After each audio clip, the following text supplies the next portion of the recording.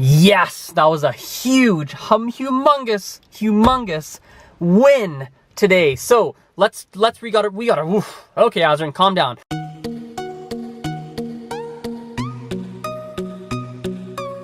If you have a thing for a girl, a thing for any object or person, it means that you like that object or you like that person.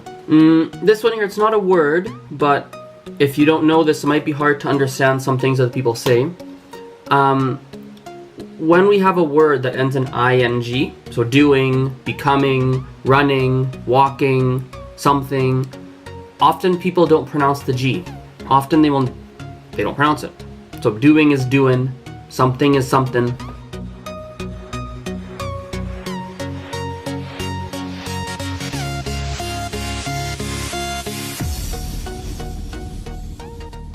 Just finished the meeting with my uncle, and here's a couple main takeaways.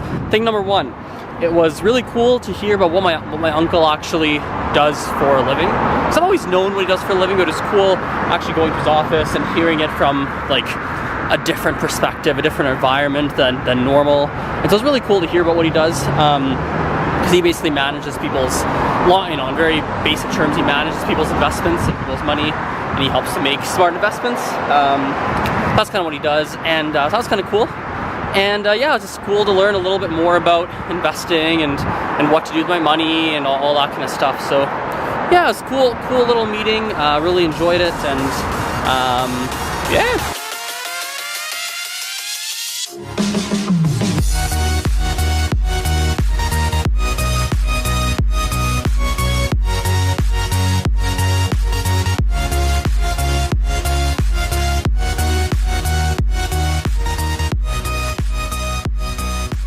Irene, truer words have not been spoken. It's actually crazy, right?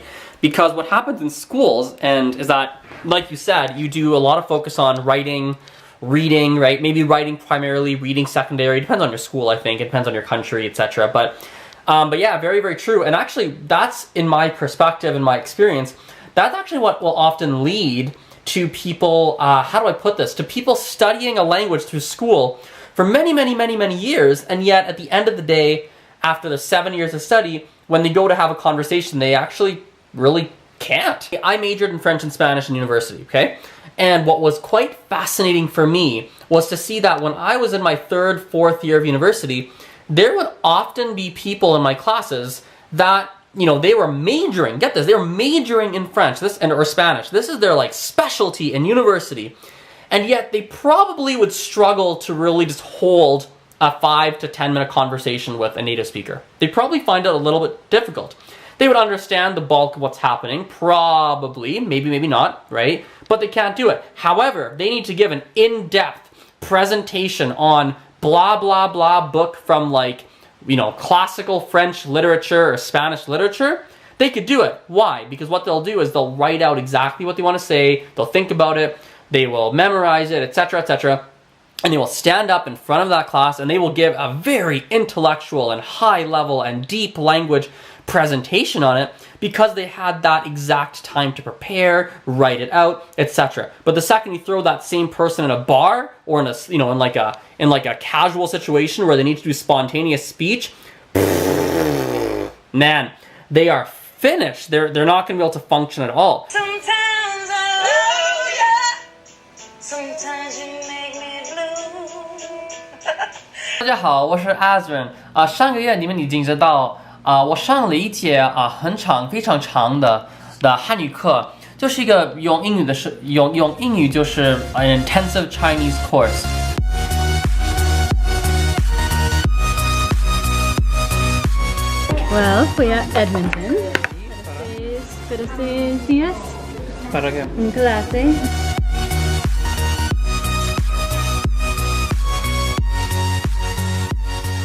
Yes, that was a huge, humongous win today. So we gotta, woof. Okay, Azren, calm down. Remember last week when I talked about that I had started doing some drop-in Spanish lessons? Remember that? I'll clip it in so you guys can see. I just finished teaching a drop-in Spanish lesson, and overall I think it went pretty well. This is the first time I've tried doing that, and so it was a brand new experience for me. And I think for the future, the big thing I want to now push for is, can I get like more than 2 people there. I want to have like not even 4, probably I would say a 4 to 6 person range is how many I want there every week. Ideally, probably 5 to 6 even, now that I'm talking this out. Today, what basically happened was amazing. Last week, we had 2 people who showed up, and I was like, that's okay. I'd like more, like da-da-da-da-da-da.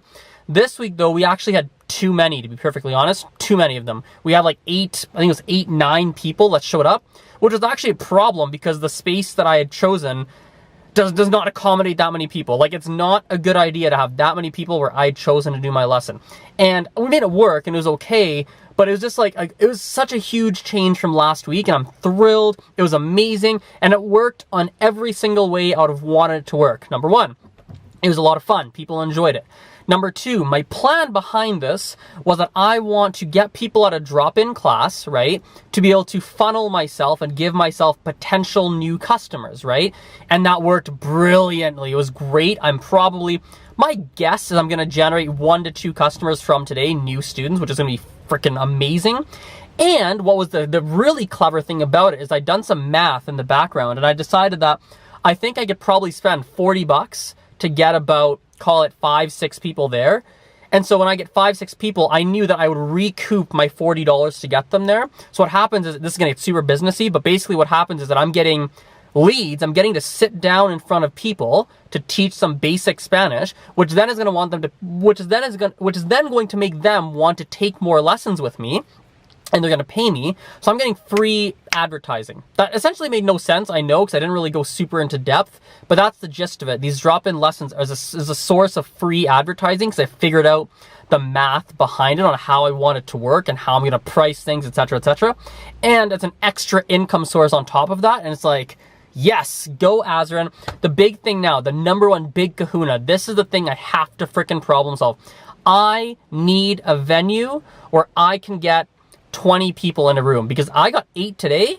Guys, I could get 20, 30 people in a room. I think I could do it. I got 8 when I didn't expect it. Like, I could probably spend $100, get 20 people in a room, roughly, make up my initial $100 to get those people in the room, and probably and then some, even more money on it.